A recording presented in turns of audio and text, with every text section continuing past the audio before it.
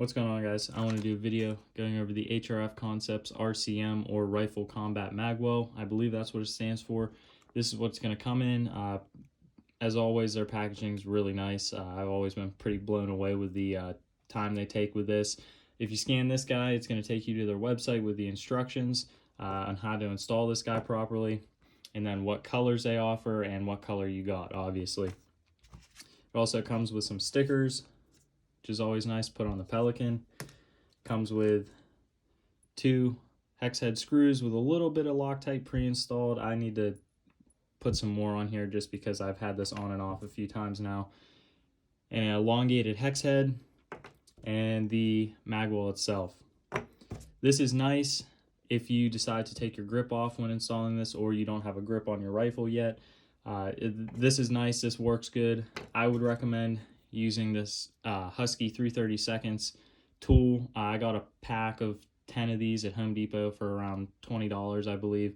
These things are lifesavers. They come in handy for this and many other things you might run into. Seriously, these things are a must. Definitely pick these up if you haven't. You might be asking yourself, why is there blue painter's tape around your Magwell? Well, when I originally installed this, I noticed it was very loose, so I reached out to HRF Concepts to see if it was maybe a defect. It was not. They make these a little bit larger than they need to be just to fit a wider variety of lowers. This is a BCM lower. I believe they spec these kind of off the BCM lowers when they were designing their actual flare part here, so that you weren't getting a shelf that the magazine could get caught on once it goes past this and it's actually traveling into the lower. But still, it was loose. So their recommendation was put some gaffer's tape or something here to kind of shim it out and get this guy to fit snug. So I just took some blue painter's tape, put it on there, installed the Magwell, and then went in with a razor blade and trimmed it away so you weren't seeing blue. But to install this guy, it's super simple. You have 4 posts that interlock with 4 holes on the rear part of the Magwell, with 2 brass threaded fittings in here so that you're not screwing into some plastic threads that are going to strip out. I still wouldn't over tighten these. We'll get into that later, but it is super nice to see that they did that. So to install it, you just slide it over your existing Magwell, and then your rear piece comes up around the trigger guard like that. And you flip this guy over. And this is where this Husky tool comes into play. As you can see here, if you were trying to do this, you're getting, half turns, which isn't very efficient. So that's where this guy comes into play. And you can stick it on there and just go ham. You don't want to over tighten these guys. There is actually an indicator, which I will try and show you or describe to you where it is, that lets you know that you've tightened these enough.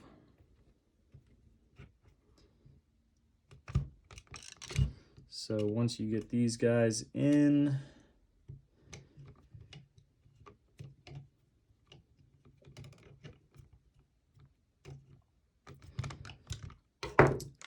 I'm not sure how well you'll be able to see this, but on the inside channel here, there's actually a notch that your screw should sit just below.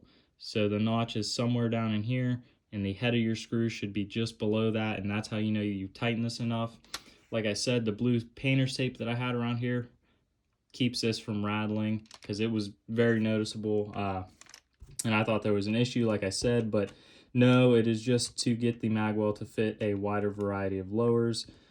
But that's pretty much it. This guy, unfortunately, I believe it is out of stock at the time of recording this video. They released a decent number of these not too long ago, and I was lucky enough to get my hands on them. As you can see here, you have the HRF logo and QR code, and then some more information on the back. But that's it. So that's kind of the flare you're getting. As you can see here, this is where the original Magwell stops, and then your RCM starts. It is super nice. It is not very bulky. It's very light, obviously, because it is made out of polymer. Similar to the Magpul furniture, but not exactly, but similar. So just to give you guys an idea kind of on material. Like I said, it has those 4 metal posts and the 2 brass fittings in here to keep you from over tightening, kind of stripping plastic threads out if it was to have plastic threads. But overall, super intuitive design. I'm really digging it. I can't wait to use this some more, but it definitely helps out. Gives you a nice big footprint here to not miss your Magwell. So if you guys have any questions on this, let me know. I'm going to leave a link to HRF's website down below. You guys, I'm pretty sure they have an email list you can subscribe to get notifications on when this guy comes back. But with all that being said, thank you guys for watching and have a good one.